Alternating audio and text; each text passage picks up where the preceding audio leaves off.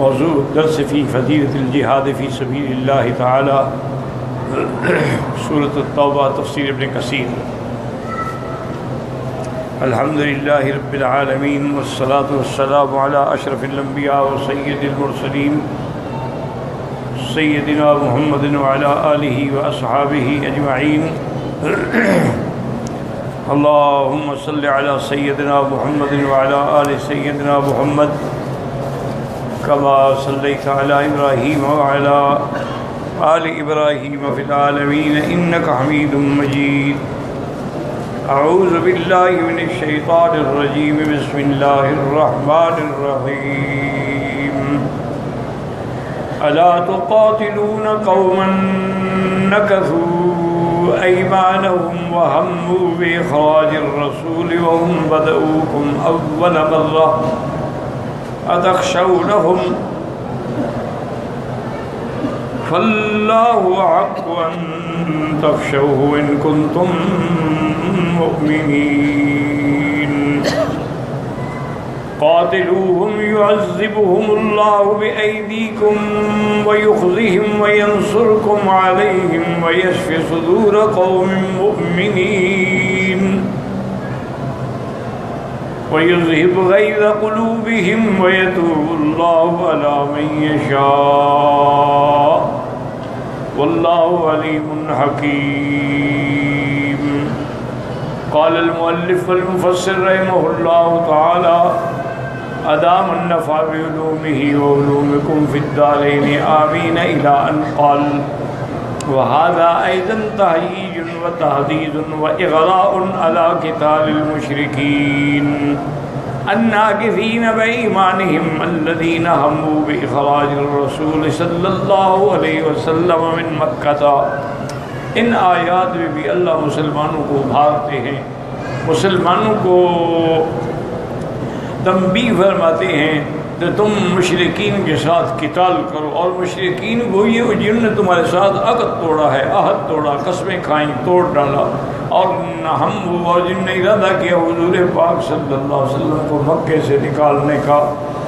کما قال تعالی وَإِذْ يَمْكُرُ بِكَ الَّذِينَ كَفَرُوا لِيُثْبِتُوكَ أَوْ يَقْتُلُوكَ أَوْ يُخْرِجُوكَ وَيَمْكُرُونَ وَيَمْكُرُ اللَّهُ وَاللَّهُ خَيْرُ الْمَاكِرِينَ۔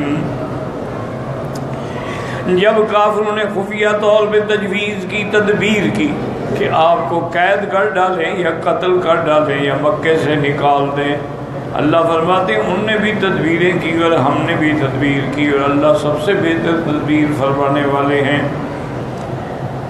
یہاں پر ایک مسئلہ ہے جو سمجھ لیں، جیسے لفظ یہاں مکر ہے، ایک کو اچھی طرح دماغ میں بٹھا لیں کہ مکر معنی ہوتا ہے کسی خفیہ طریقے سے، خفیہ تدبیر سے کسی کو نقصان پہنچانا۔ جیسے کہ کافروں نے مکر کیا، دار الندوہ میں جمع ہوئے، سب نے مشورہ کیا کہ حضور صلی اللہ علیہ وسلم کے بارے میں کیا کیا جائے، تو اس مشورے میں ایک یہ بھی تھا کہ قید کیا جائے، اور ایک مشورہ یہ تھا کہ آپ کو قتل کر دیا جائے، اور ایک یہ تھا کہ آپ کو مکے سے نکال دیا جائے۔ آخر وہ حضور کے قتل پہ متفق ہو گئے۔ انہوں نے کہا بھی نکالنے سے بھی مسئلہ نہیں بنے گا، کیونکہ حضور جہاں بھی جائیں گے تو جہاں شمع جائے گی پروانے تو آئے گی، تو حضور کے ساتھ تو پھر ساری دنیا جمع ہو جائے گی، اور حضور ایک بڑا لشکر عظیم لے کر آپ سے بدلہ لیں گے۔ اور اگر تم حضور کو قید کرنا چاہتے ہو مکے میں، تو حضور کے جو دیوانے ہیں وہ خاموش بیٹھے رہیں گے، وہ تو دیواریں توڑ ڈالیں گے، قید خانہ توڑ ڈالیں گے، تمہارے گھروں کو آگ لگا دیں گے۔ آخر فیصلہ انہوں نے یہ کیا کہ ہم 60 قبیلے کے لوگوں سے ہر آدمی ایک ایک نوجوان کو سلاح دے، اور ہم اکٹھے ہو کر حضور پاک پہ حملہ کر کے نعوذ باللہ آپ کو قتل کر دیں۔ اس کے بعد صرف ایک قبیلہ ہے بنو ہاشم کا، وہ کیا کرے گا، ہمارا مقابلہ تو کر نہیں سکتا، دیت پہ راضی ہو جائے گا تو ہم پیسے اکٹھے کر کے دیت دے دیں گے۔ لیکن اللہ تعالیٰ تو ہر چیز دیکھ رہے ہیں، سن رہے ہیں، جانتے ہیں۔ اللہ نے فوراً جبریل بھیجا اور حضور کو حکم دیا کہ آپ ہجرت فرمائیں، آپ مکہ چھوڑ دیں۔ میں نے جو مسئلہ عرض کرنا ہے وہ یہ ہے کہ کیا لفظ مکر کا اطلاق اللہ پر کرنا جائز ہے؟ نعوذ باللہ ثم نعوذ باللہ کوئی کہے کہ اللہ مکار ہے تو کافر ہو جائے گا۔ اسی طرح لفظ خداع ہے، دھوکہ دینا، یخادعون اللہ وہو خادعہم،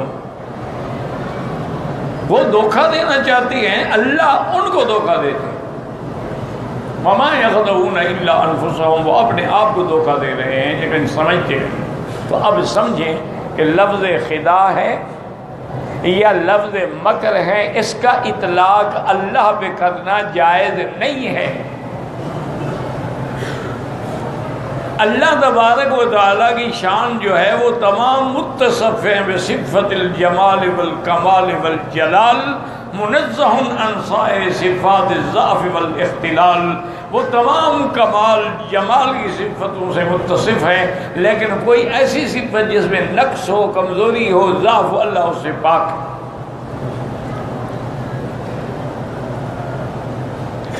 تو جہاں لفظ آ گیا خداع کا، آ گیا قید کا، آ گیا انہم یکیدون کیدا واکید کیدا، مکر کا آ گیا، تو ہمیشہ یاد رکھیں کہ مکر کے مقابلے پر مکر جو ہے وہ نقصان نہیں، وہ صفت کمال ہے کہ اس کے مکر کو توڑ ڈالے، یہ تو کمال ہے نا۔ اسی طرح اگر خداع کے مقابلے پر ہے تو وہ صفت کمال ہے، وہ صفت نقص نہیں ہے کہ کافروں کی سارے مکر دھرے رہ گئے اور حضور سلامتی کے ساتھ تشریف لے گئے۔ تو اس لیے یہ لفظ اللہ پہ صرف اکیلا استعمال کرنا جائز نہیں ہے، لیکن اگر مقابلے پر تقابل میں استعمال کیا جائے تو پھر جائے گی یمکرون ویمکر اللہ۔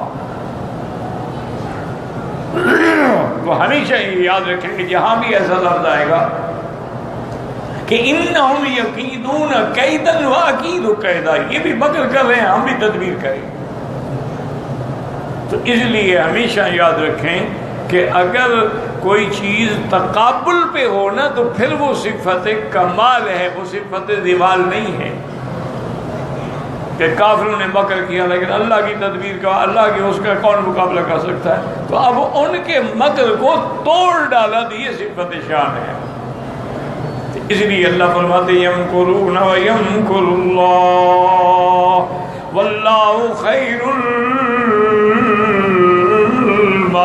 الماکرین۔ ان کے ساری تجویزیں، ساری تدبیریں دھری رہ گئی ہیں، اور ایسی صدا ملی کہ اللہ کے پیغمبر کو اللہ نے حکم دیا تو آپ نے مٹھی بھر مٹی اٹھائی اور اس پہ آپ نے پڑھا۔ بعض روایات میں ہے کہ سورۃ یاسین کی یہ آیات وَجَعَلْنَا مِن بَيْنِ أَيْدِيهِمْ سَدًّا وَمِن خَلْفِهِمْ سَدًّا فَأَغْشَيْنَاهُمْ فَهُمْ لَا يُبْصِرُونَ، اور شاہت الوجوہ، اللہ کے پیغمبر نے وہ مٹی پھینکی، اللہ نے فرمایا میرا مدنی وما رمیت اذ رمیت ولکن اللہ رمی، بظاہر تو آپ نے مٹی پھینکی ہے لیکن اصل تو پہنچانے والی میری ذات ہے۔ آپ نے تو ایک طرف مٹی بھیجی، ہم نے تو آپ کے گھر کے باہر چاروں طرف جو کھڑے تھے سب کے چہروں پہ مٹی پڑ گئی، منہ پہ مٹی پڑ گئی، سر پہ مٹی پڑ گئی۔ اور اللہ کی شان دیکھو، آنکھ میں مٹی آ جائے تو آدمی کو چین نہیں آتا، لیکن ان کو مٹی پڑی تو وہ بیچارے بے ہوش ہو گئے، مدہوش ہو گئے، اور حضور بڑے آرام سے تشریف لے گئے۔ تو ان کی تدبیریں دھری رہ گئیں، اللہ کا فیصلہ جو تھا وہ غالب آ گیا۔ کوئی لاکھ تدبیریں کرتا پھرے، اللہ کی تدبیر کا مقابلہ کون کر سکتا؟ جب اللہ کسی کو بچانا چاہے تو اسے کوئی دنیا کا آدمی نقصان نہیں پہنچا سکتا۔ اسی لیے اللہ نے واضح کر دیا وَإِن يَمْسَسْكَ اللَّهُ بِضُرٍّ فَلَا كَاشِفَ لَهُ إِلَّا هُوَ، اگر اللہ چاہے تمہیں پکڑنا تو کون تمہیں چھڑا سکتا؟ تو اس لیے ہمیشہ یاد رکھیں کہ انہوں نے تدبیریں کی. اللہ فرماتے ہیں ہم نے بھی تدبیر کی. اور فرمایا یخرجون الرسول وإياكم أن تؤمنوا بالله ربكم، انہوں نے تم اللہ کے پیغمبر کو بھی اور تم کو بھی اس لیے مکے سے نکلنے پہ مجبور کیا ایسے کہ تم اللہ پر ایمان لا دو. یہی ظلم ہے، یہی قصور ہے. تمہارا قصور تو یہی ہے نا کہ اللہ پر، اللہ کے رسول پر ایمان ہے. انہوں نے تمہیں بھی مکہ چھوڑنے پہ مجبور کر دیا ہے. یہاں بھی اللہ پاک نے فرمایا وَإِن كَادُوا لَيَسْتَفِزُّونَكَ مِنَ الْأَرْضِ لِيُخْرِجُوكَ مِنْهَا، اگر وہ چاہیں ان کے پاس طاقت ہو تو پوری زمین سے ہی آپ کو نکال دیں. اور فرمایا وَهُمْ بَدَؤُوكُمْ أَوَّلَ مَرَّةٍ، یعنی انہوں نے ابتدا کی ہے، آپ نے تو ابتدا نہیں کی. انہوں نے ابتدا کی، جنگ کی بھی ابتدا انہوں نے کی، نقصان پہنچانے کی ابتدا بھی انہوں نے کی ہے. قیل المراد بذلك یوم بدر حین خرجوا لنصر عیرهم فلما نجت وعلموا بذلك استمروا على وجوههم طلبا للقتال بغيا وتكبرا كما تقدم بسط ذلك. علماء فرماتی ہیں کہ جیسے بدر والے دن اصل میں تو وہ نکلے تھے اپنے قافلے کی امداد کے لیے. ابو سفیان نے پیغام بھی بھیجا ابو جہل کو کہ میرا قافلہ نکل گیا ہے، اب مجھے مسلمان نہیں پکڑ سکتے، تو لہذا واپس آ جاؤ، اب جنگ کرنے کی کیا ضرورت ہے. اصل تو مقصد قافلے کی حفاظت تھا نا. قافلہ انہوں نے کہا نہیں، اب ہم آ گئے ہیں تو اب مقابلہ کریں گے اور مسلمانوں کو نیست و نابود کر ڈالیں گے.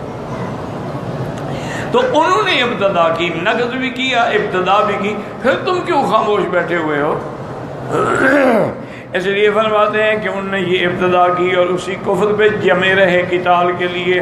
وقیل المراد نقضهم العهد وقتالهم مع حلفائهم بنی بکر لخزاعة احلاف رسول اللہ صلی اللہ علیہ وسلم حتی صار الیہم رسول اللہ عام الفتح وکان ما کان وللہ الحمد والمنہ. اور بعض علماء فرماتے ہیں کہ نہیں، وہ جو عقد کیا تھا نا، انہوں نے معاہدہ کیا تھا حدیبیہ میں حضور صلی اللہ علیہ وسلم سے کہ 10 سال کے لیے قتال بند، جنگ بندی کا معاہدہ. اور اس میں یہ بھی معاہدہ تھا کہ ہم ایک دوسرے کے خلاف بھی نہیں لڑیں گے، اور اگر کوئی اور آپ کے خلاف لڑے تو ہم اس کی مدد بھی نہیں کریں گے. اور یہ بھی معاہدہ تھا کہ جو قبائل آپ کے ساتھ ہیں، آپ کے حلیف ہیں، ان سے بھی نہیں لڑیں گے، اور جو قبائل ہمارے حلیف ہیں آپ ان سے بھی نہیں لڑیں گے. حضور پاک نے اس معاہدے پہ دستخط کیے، معاہدہ ہو گیا. اس معاہدے کو بھی سب سے پہلے کافروں نے توڑا کہ انہوں نے بنو بکر جو تھے یہ حلفاء تھے قریش کے، اور بنو خزاعہ جو تھے یہ حلفاء تھے حضور پاک کے. انہوں نے بنو خزاعہ پہ حملہ کر دیا، اور بنو خزاعہ کے لوگ جو ہیں وہ بیچارے روتے ہوئے حضور کے دربار میں پہنچے مدینہ منورہ، اور بتایا کہ یا رسول اللہ ہم آپ کے حلیف ہیں، اسی لیے ہم پر حملہ کیا انہوں نے. پھر اللہ کے پیغمبر نے فتح مکہ کے موقع پر 10,000 کا لشکر جرار لے کے آئے اور مکہ فتح کر دیا، اور سب کے سب دشمن قید ہو گئے. تو ابتدا تو انہوں نے کی ہے. تو جب ہر کام میں ابتدا کر رہے ہیں، تمہیں بھی نکال رہے ہیں، حضور کو بھی نکالنا چاہتے ہیں، پھر ان سے جنگ نہ کرنے کے بارے میں آپ سوچ کیوں رہے ہیں؟ کھڑے ہو جائیں، جنگ کریں، اور جنگ میں ہی تمہاری عزت ہے. یاد رکھو جہاد میں ہی تمہاری، جب سے مسلمانوں نے جہاد چھوڑ دیا تو پوری دنیا میں ذلیل ہو گئے. جب تک مسلمان جہاد پہ کمر بستہ رہے اور جہاد خالص اللہ کے لیے کرتے رہے، زمین میں فساد پھیلانے کے لیے نہیں، اللہ کے دین کے لیے، اعلاء کلمت اللہ کے لیے، تو اللہ نے ان کی ایسی مدد کی کہ بعد تھوڑی تھوڑی جماعتیں جو تھیں وہ بڑی بڑی جماعتوں پہ غالب آ گئی. اللہ کی نصرت نے حضور صلی اللہ علیہ وسلم کی ہر جگہ مدد کی. تو حضور صلی اللہ علیہ وسلم جب حدیبیہ میں آئے تھے تو 1500 آدمی آپ کے ساتھ تھے. اب مکے والے دن 10,000 آدمی آپ کے ساتھ تھے. اس معاہدے کو اللہ نے کیسی برکت دی کہ اس معاہدے کے اندر ایک موقع مل گیا دین کو پھیلانے کا اور پھلنے کا. دین بڑھتا گیا بڑھتا گیا بڑھتا گیا، حتیٰ کہ الحمدللہ مکہ فتح ہو گیا، حنین فتح ہو گیا، طائف فتح ہو گیا. یعنی ما حول عرب جو ہیں وہ سب فتح ہو گئے، علاقے یمن فتح ہو گیا، یہ حضور کی زندگی میں ہی ہو گیا۔ صحابہ کے زمانے میں تو پھر بلغ الی ما بلغ، اللہ کا دین جو ہے وہ جہاں پہنچنا تھا پہنچ گیا۔ اب اللہ فرماتے ہیں تخشونہم، اچھا جہاد اس لیے نہیں کرتے ڈرتے ہو ان سے، ان کے پاس طاقت زیادہ ہے، ان کے پاس قوت زیادہ ہے۔ حالانکہ چاہیے کیا، فَاللَّهُ أَحَقُّ أَن تَخْشَوْهُ إِن كُنتُم مُؤْمِنِينَ۔ اللہ نے فرمایا تم ان کی قوت سے ڈرتے ہو کہ یہ جی سپر پاور ہیں، ان کے پاس جدید آلات ہیں، ذرائع ہیں، وسائل ہیں، ہمارے پاس کیا؟ ڈرنا تو اللہ سے چاہیے، تم بندوں سے ڈر رہے ہو۔ اللہ چاہے تو ان کے آلات سب کے سب تباہ ہو جائیں، کیا کر دیں گے یہ؟ ایک زلزلے کی مار ہے، دیکھتے نہیں ہیں کہ یہ جو بڑے بڑے ترقی یافتہ ملک ہیں، جب زلزلہ آتا ہے ہل کے رکھ جاتے ہیں، لاکھوں بندے گھر سے باہر نکل جاتے ہیں، کیا کر لیتے ہیں؟ روک لیتے ہیں زلزلے کو۔ یہ جتنی ترقی یافتہ ملک ہیں، جب ان کے علاقوں میں اللہ کا قہر آتا ہے اور جنگلوں میں آگ لگتی ہے تو یہ آگ روک لیتے ہیں۔ تو ان کی طاقت کیا ہے اللہ کے سامنے؟ اور اس کی مثال بھی موجود ہے کہ کہاں ہاتھی اور کہاں چھوٹے سے پرندے۔ بھئی ہاتھی مکے والوں نے دیکھے نہیں تھے نا، وہ تو ویسے دیکھ کے ڈر گئے نا، ایک چلتا پھرتا کوٹھا چل رہا ہے، اتنے بڑے جثے والا، اتنے بڑی طاقت والا حیوان تو انہوں نے دیکھا ہی نہیں تھا کبھی زندگی میں۔ لیکن اللہ نے جب فیصلہ فرما دیا کہ کعبے کے دشمنوں کو میں نے مٹا دینا ہے، اور یقین رکھیں انشاءاللہ کعبہ سر بلند رہے گا، حرمین الشریفین قیامت تک مامون محفوظ رہیں گے۔ اللہ تعالیٰ نے جیسے پہلے دشمنوں کو برباد کیا ہے، اب بھی اللہ کعبے کے دشمنوں کو برباد کرے۔ یہ جھٹکے ہیں، آتے رہتے ہیں تمہارے ایمان کی آزمائش کے لیے کہ تم کتنے مسلمان ہو۔ اب اتنے چھوٹے چھوٹے پرندے اور ہاتھی کی مقابلہ ہے بنا؟ اچھا اللہ اگر چاہتے تو ہاتھی کے مقابلے کو بڑا جانور بھیج دیتے، لیکن نہیں، پھر میری خدائی کا کمال تو نہ ہوا نا، پھر تو وہ جانور بڑا تھا، وہ تکڑا تھا، یہ کمزور پڑ گیا۔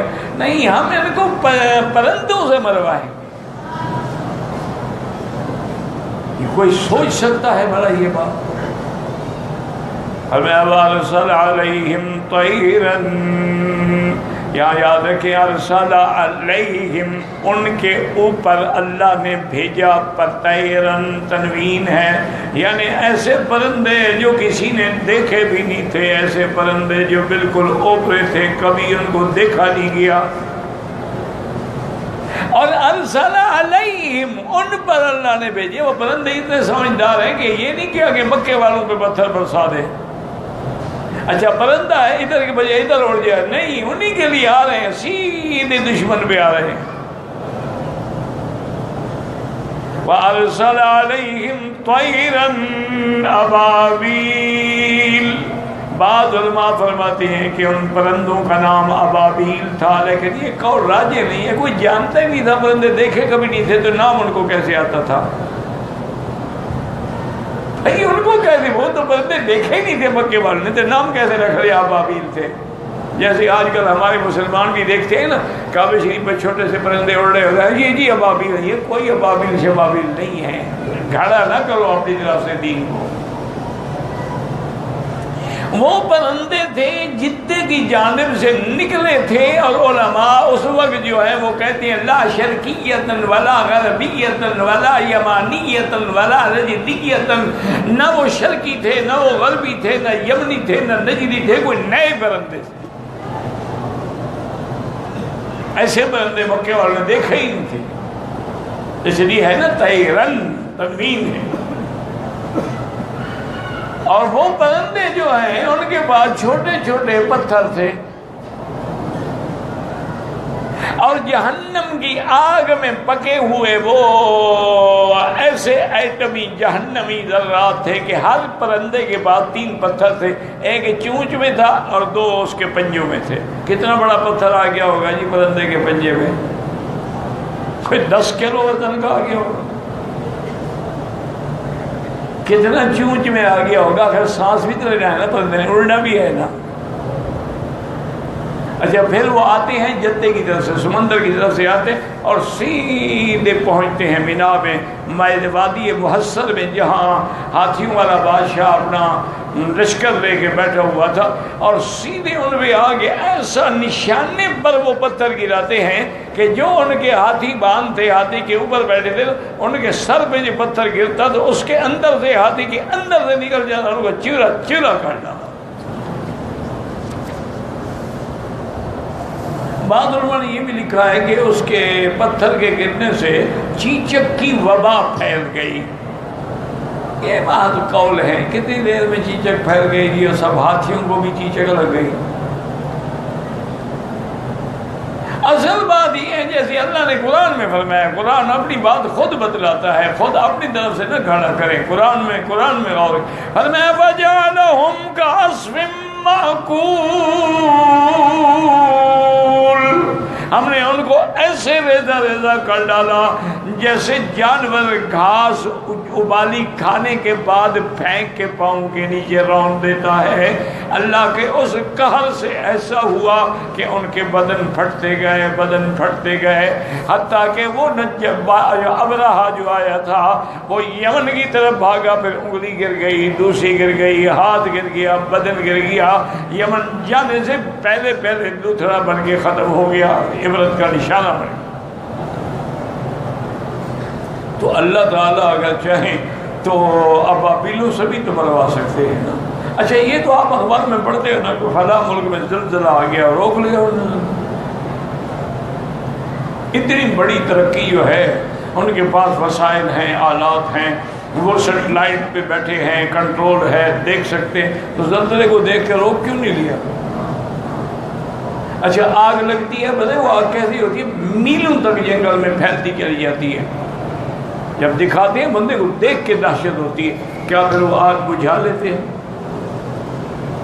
وہ خود بخود بجھ جائے الگ بات ہے، ورنہ بس یہ فوم برسا رہے ہیں اور پانی برس، کچھ بھی نہیں ہوتا اس سے، لوگوں کو نکال رہے ہیں، جو نکل گئے، جو رل گئے۔ اسی لیے اللہ نے ان سے ڈرتے ہو کہ یہ بڑی طاقت ہے۔ اس زمانے میں بھی تو کیسر اور کسرا بڑی طاقتیں تھیں نا، حضور کے زمانے میں، صحابہ کے زمانے میں کیسر اور کسرا جو ہے بڑی طاقتیں تھیں، لیکن مسلمانوں کے گھوڑوں نے اپنے پاؤں کے نیچے روند ڈالا، دریا بھی آئے تو گزر گئے، پہاڑ بھی آئے تو گزر گئے۔ اسی لیے اقبال نے کہا تھا نا کہ موج دجلہ تو بھی پہچانتی ہے، تم جانتے ہو کہ مسلمان کیا ہے۔ تو قادیانیوں کی بڑی طاقت تھی نا جی دنیاوی طور پہ، اب بھی ہے بدبختوں کی، کفر کی۔ تو جہاں نے کہا تھا کہ میں پھر سے ممولے کو لے کر شاہی سے لڑانے آیا ہوں، کہ ہم تو غریب ہیں، کمزور ہیں، ان کے پاس طاقت ہے، لیکن ہم پھر بھی ان کا مقابلہ کر رہے ہیں۔ اور الحمدللہ وہ کمزوروں کو اللہ نے فتح دی اور طاقت والے ملک چھوڑ کے کافر بن کے نکل گئے۔ جب اللہ نے چاہا تو فیصلہ ایسے آدمی سے کرایا جن کو پتہ ہی نہیں تھا مسئلہ قادیانیت کیا ہوتا ہے۔ اللہ کی مرضی، جس سے فیصلہ کروانا تو اس لیے اللہ نے فرمایا کہ اتخشونہم، ڈرتے ہو ان سے، فاللہ احق ان تخشوہ ان کنتم مؤمنین، ڈرنا تو تمہیں اللہ سے چاہیے اگر تم مومن ہو، اللہ پر ایمان ہے، تو اللہ سے ڈرو، ان سے کیا ڈر رہے ہو؟ یعقوب معنی کیا ہوا؟ یعنی لا تخشوہم واخشونی، تم ان سے نہ ڈرو، مجھ سے ڈرو۔ کیوں؟ فرمایا فَأَنَا أَهْلٌ أَن يُخْشَى الْعِبَادُ مِنْ سَطْوَتِي وَعُقُوبَتِي فَبِيَدِ الْأَمْرُ وَمَا شِئْتُ كَانَ وَمَا لَمْ أَشَاء لَمْ يَكُنْ۔ اللہ نے فرمایا کہ میری ذات ہے جس سے میرے بندوں کو ڈرنا چاہیے، میرے غضب سے، میرے عذاب سے، سب کچھ میرے ہاتھ میں ہے۔ میں جو چاہوں وہ ہوتا ہے، جو نہ چاہوں وہ نہیں ہوگا۔ ما شاء اللہ یکن وما لم یشاء لم یکن، لا حول ولا قوت الا باللہ العلی العظیم۔ اللہ نے سارے ہمیں نمونے بھی دکھلائے ہیں، لیکن ہم نہ قرآن میں غور کرتے ہیں نہ حدیث پاک میں غور کرتے ہیں، ہم دنیاوی تدابیر پر حیرت کا اظہار کرتے رہتے۔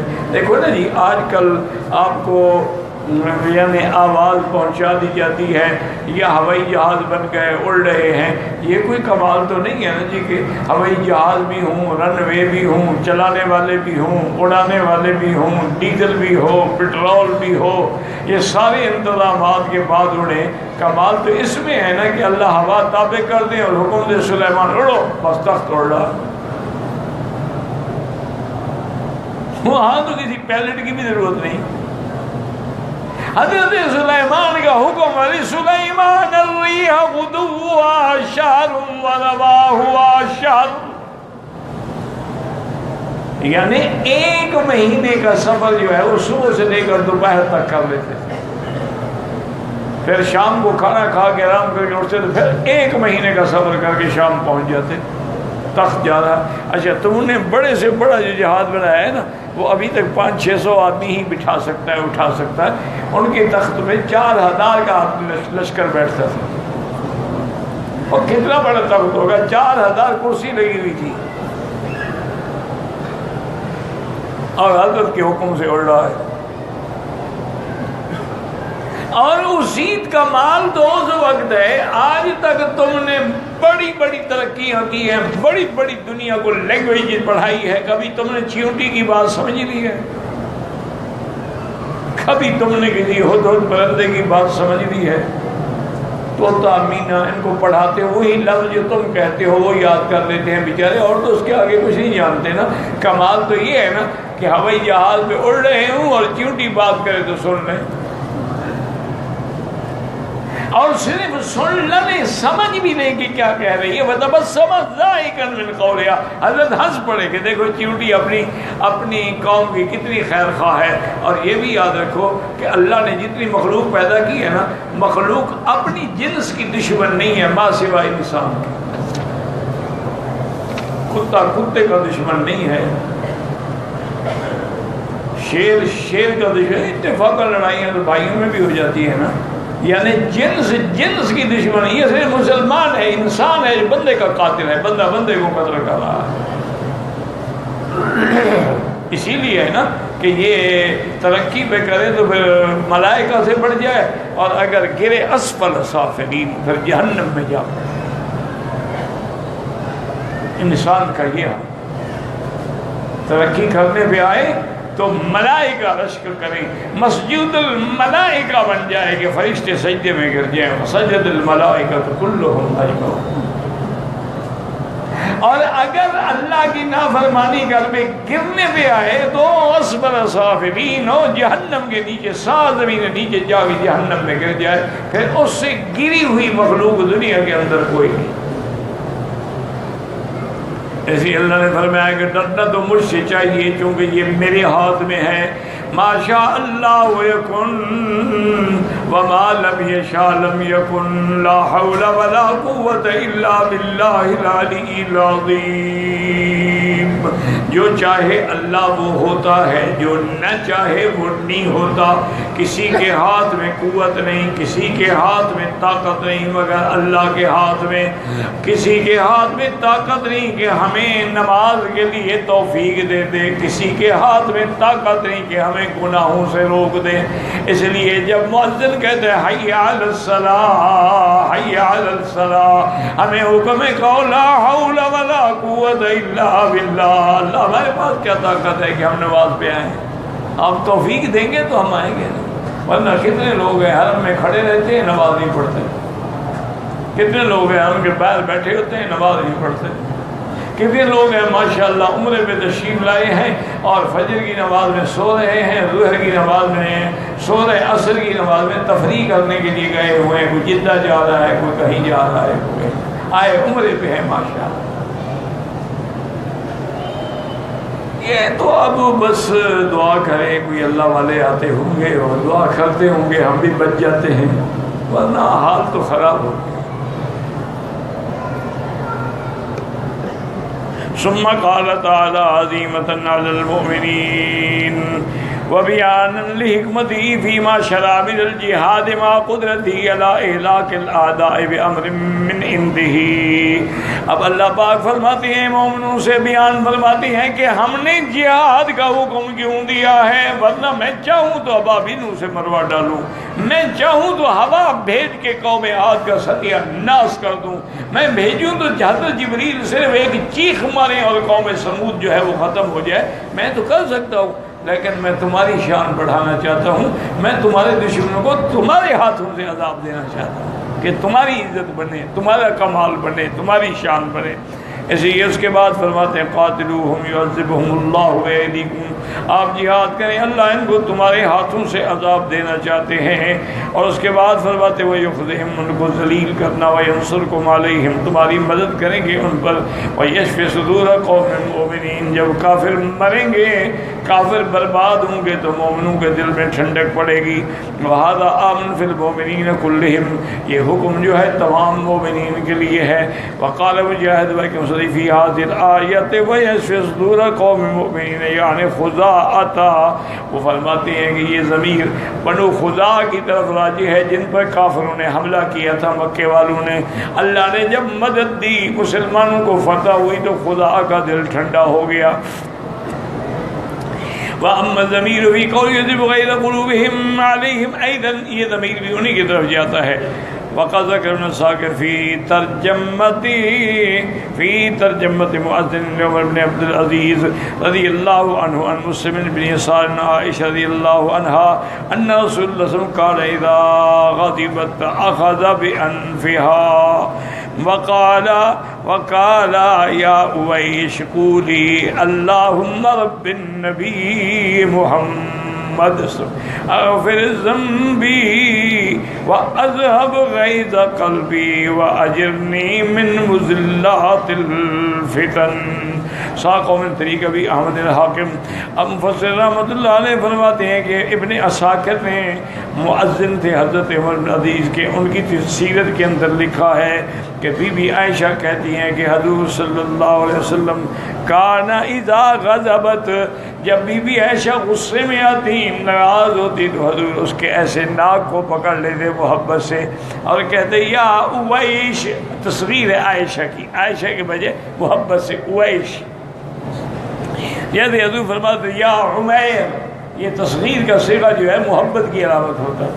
فرماتے تھے یا اویش قولی، کہو اللہم رب النبی محمد اغفر ذنبی، اے میرے مدنی پاک کے رب ہمارے گناہ معاف کر دے، واذہب غیظ قلبی، میرے دل میں جو غصہ ہے دور کر دے، واجرنی من مضلات الفتن، اور یا اللہ مجھے فتنے جو گمراہ کرنے والے ہیں ان سے پناہ عطا فرما دے۔ وعن البائدی عن حشام بن عمار قال حدثنا عبد الرحمن بن جوزاء ويتوب الله على من يشاء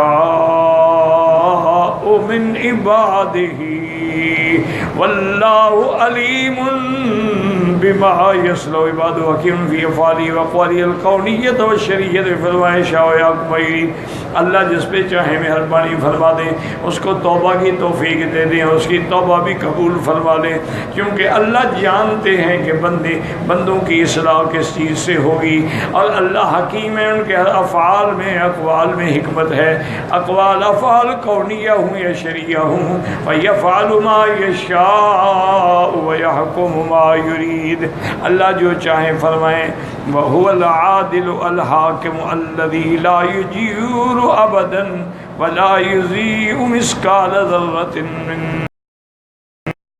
اکبر۔ وہ ایسی ذات ہے عدل والا حاکم ہے جو کبھی کسی پہ ظلم نہیں کرتے ہیں، اور کسی کا مثقال ذرۃ خیر بھلائی یا برائی جو ہے یہ نہیں کہ خیر کو مٹا ڈالیں یا برائی کو ختم، بل یجازی علیہ فی الدنیا والآخرہ، اللہ دنیا و آخرت کے اندر ان کو پھر جزا و سزا دیتے ہیں۔ واللہ اعلم۔